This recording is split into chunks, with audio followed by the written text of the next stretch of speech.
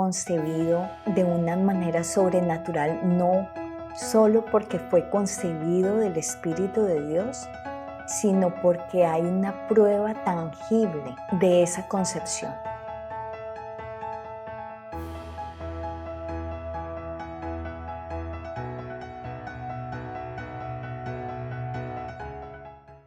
¿Cómo sabemos que Jesús es Dios? No solamente porque Él vino de una manera sobrenatural. Él fue concebido por una virgen pura, sujeta, una virgen escogida, sino que fue concebida por Espíritu Santo para su gloria. Él vino a hacerse carne y hueso para que nosotros pudiéramos ser salvados. Vino por medio de la Virgen María, una hija de sacerdote, una mujer sujeta a Dios, una mujer obediente. Ella nunca dudó en que fuera posible. Ella nunca dudó que el ángel estaba anunciando el propósito de ella en su vida. Ella no se sorprendió de la presencia del ángel. Eso dice mucho porque de la cercanía que ella tenía con Dios y con el mundo espiritual, sino que al ser concebido del Espíritu, también fue concebido de una manera sobrenatural, no solo porque fue concebido del Espíritu de Dios, sino porque hay una prueba tangible de esa concepción. Hay un arqueólogo llamado Wyatt. Él cuenta que cuando descubrió el Arca del Pacto, situada precisamente debajo del lugar donde el Señor Jesucristo fue crucificado, encontró residuos de sangre alrededor del arca, donde el arca se encontraba. Tomó una muestra de esa sangre, una sangre seca, vieja, y la llevó a un laboratorio en Israel donde no sabían de quién era la sangre. Él dice que la sangre, después de que está seca, la sangre muere.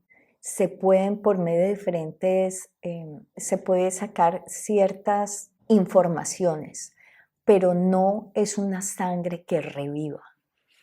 Esta sangre, cuando comenzaron a hacer las pruebas y la hidrataron, la sangre revivió. Ese fue el primer milagro. Pero el segundo milagro, después de que eso había sido posible, ellos pudieron extractar y encontrar el ADN del Señor y en los genomas de ese ADN encontraron que no habían 46 cromosomas como todos los humanos lo tenemos, o la mayoría de los humanos lo tenemos, porque cuando tenemos más o menos son las personas con distinciones diferentes a las estándar. Entonces, él contaba que esta sangre, en lugar de tener 46 cromosomas, tenía solamente 24. 23 de la madre y uno solo de parte del padre. Nadie podría vivir, ningún bebé se podría desarrollar de esa manera, con esa cantidad de cromosomas. No podría haber vida ahí. Y ahí había vida. El hecho de que la sangre existiera ya era una prueba de que ese ser existió y vivió. Ese único cromosoma que se encontró por parte del padre era el cromosoma que daba el género del bebé que iba a nacer. Entonces, los seres humanos siempre tenemos 23 por parte de la madre, 23 por parte del padre, 22 son de los que nos dan los rasgos físicos y solamente uno da o define el género del bebé antes de nacer. La mamá da un cromosoma que siempre va a ser X y el papá es el que decide qué género va a ser el bebé. Entonces, si es X va a ser una niña, porque serían 2X, sería una niña. Y si el papá da el cromosoma que lo categorizan como Y, entonces si el cromosoma del padre es Y y el cromosoma de la mujer X, entonces va a ser un varón. Y en este se veía que era un varón. Voy a adjuntar el corto y la versión larga de John Wyatt contando su experiencia con el descubrimiento de la sangre y lo que pasó en el laboratorio y el testimonio de la gente que obviamente después de ver esto no tuvieron dudas que el Señor Jesucristo había existido, que era hijo de Dios y obviamente que era el Mesías de ellos porque ellos eran judíos y pues lo recibieron como su Señor y Salvador. Entonces, uno más para nosotros, o uno más para el reino. Ahí tenemos entonces, tenemos no solamente que la sangre fue sobrenatural, tenemos la concepción fue sobrenatural, pero su vida, él siempre vivió su vida como hombre. Él no tuvo ventaja sobre ninguno de nosotros porque ese era el propósito mismo de ellos, mostrarnos que es posible llegar por nuestra propia voluntad, el sujetarnos a Él y llegar a la perfección del diseño en el que Él nos creó. En lugar de recibir malas informaciones y creerle al enemigo de todas las malas cosas en las que podemos caer, el sujetarnos a Él y el poder vivir en perfección, sin pecado, no sin errores, sino sin pecado, con Él. También tenemos los testimonios de los apóstoles, de los profetas, sobre la divinidad de Él, como Santo Tomás, Moisés, el rey David. También vemos la divinidad del Señor cuando subió al monte acompañado por los 3 discípulos y se encontró con Moisés y Elías. En el mundo espiritual no hay tiempos, entonces como si los 2 tiempos se hubieran juntado en ese lugar, entonces tenemos Moisés y Elías. Los 3 discípulos estaban siendo testigos de ese mismo encuentro. El resplandor del Señor era inmenso, entonces ahí se veía la divinidad del Señor, inclusive antes de la crucifixión, pero fue revelado a ellos, pero Él nunca caminó en su manifestación divina hasta que Él fue y se presentó al Padre después de haber sido resucitado por Espíritu Santo y después de haber cumplido todo lo que estaba escrito en la Biblia sobre Él, lo que llamamos la pasión de Cristo en su ministerio, en la pasión, inclusive las 3 noches y 3 días que pasó en el centro de la tierra. Entonces ahí se anuncia, ahí vemos la divinidad.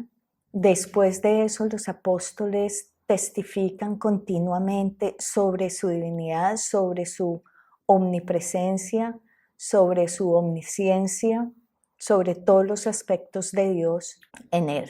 Entonces Dios es omnisciente, omnipresente, creador, Él es la vida misma, Él es la luz, Él es la palabra. Eso me recuerda también que en Primera de Juan 1, Él está diciendo que la palabra, y sabemos que la palabra es una referencia al Señor Jesucristo porque también dice que la palabra se hizo carne. Entonces, la palabra estaba con Dios, era Dios desde el principio, o sea, desde el primer versículo de Génesis, que eso también compartí y expliqué un poco en otro video que sería bueno que lo vieran. Tenemos la sobrenaturalidad de Él en todos los aspectos. Cuando estaba aquí en la tierra, antes de venir, porque Él estaba desde antes de la fundación del mundo, parte de la Trinidad, vino como hombre, se despojó de su gloria, pero después de haber cumplido todo, volvió en la misma fragilidad del hombre, con las mismas debilidades y con la misma vulnerabilidad, Él no falló. Y después de eso, está sentado a la diestra del Padre Celestial, rigiendo en su trono eternamente. Esas lo encontramos también en Revelación, la revelación que el Señor Jesucristo le dio al apóstol Juan en Patmos, Una anotación ahí, Patmos era una cárcel que tenían en esa época y la gente que estaba ahí para que no pudiera escapar le sacaban los ojos. Entonces no solamente es un milagro de que Juan estuviera viendo, porque él estaba viendo a través de los ojos del espíritu, no de los ojos físicos, sino también el hecho de la revelación, lo que el Señor le reveló, lo que vendría a acontecer a todas las iglesias, a todas las personas que hacemos parte de su iglesia cuando estamos descarrilándonos o desenfocándonos de Él, del Señor Jesucristo. Y cómo es importante rectificar ese camino y fomentar la intimidad y la comunión con Él para que no solamente podamos superar todos esos tiempos duros y malos venideros o actuales, porque cada persona en cada tiempo de la historia tiene sus retos y estando en comunión con Él, pues esos retos van a ser mucho más fácil de superar y de vivir en paz estando con Él. La divinidad del Señor Jesucristo también la podemos ver por medio de sus nombres, los nombres que fueron anunciados y que fueron designados para Él, los cuales María y José le tuvieron que dar, eran Yeshua e Immanuel. Yeshua o Jesús, como lo conocemos hoy en día, aunque fue una traducción de la traducción de la traducción, significa Yahweh salva o Yahweh salvador. Entonces, Él es la encarnación de Dios salvador. Y el otro nombre, Immanuel, significa Immanuel, Il es Dios, Inmanu es con nosotros. Entonces, inclusive en sus nombres era anunciado quién era Él. En la época de Jesús habían muchos hombres llamados igual que Él, Yeshua, pero que tenga referencia no había Immanuel.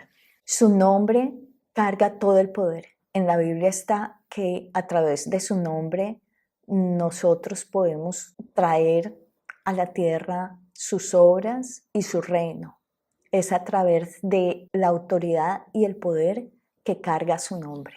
Entonces, por medio de su nombre, milagros pueden manifestarse, pero es solamente a través de su nombre, no a través del nombre de nadie más ni de nadie más. Solamente a través de él se puede manifestar los milagros, la liberación, pero sobre todo la salvación. Es el único nombre que salva. Eso es un recuento de por qué, cómo sabemos que el Señor Jesús es Dios, por la manera sobrenatural como vino, la manera sobrenatural en la que existió biológicamente, la manera sobrenatural que resucitó, porque fue por medio del Espíritu Santo, no fue nadie imponiendo manos en él, ni pidiéndole al Padre en el nombre de nadie más, porque a partir de él ningún otro nombre. Antes los milagros ocurrían porque el Padre le decía a los profetas y los profetas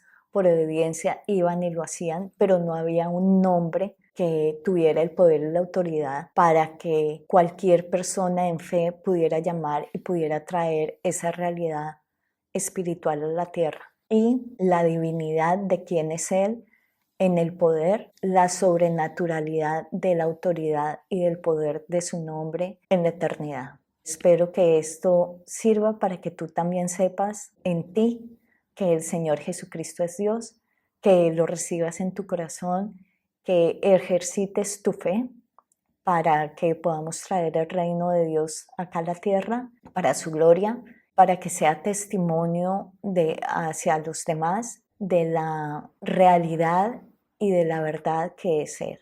En la Biblia dice que Él es el principio y el fin, y así es. Él es la verdad, Él es el camino, Él es la vida, Él es la máxima autoridad, Él es el máximo poder, Él es omnipresente y Él es omnisciente. Por eso Él es el que nos va a juzgar, porque no solamente estuvo en la carne y nos puede entender, sino porque sabe todo de nosotros y ha estado en su omnipresencia, ha estado con nosotros en todo lugar. Él está ahí esperando, está a nuestro lado acompañándonos en todo momento, esperando que nosotros volteemos y lo llamemos a que Él pueda interferir en nuestra vida, a que nosotros le demos una entrada para que Él pueda comenzar a guiar y a llevarnos a la luz y convertirnos en esa luz que el Señor necesita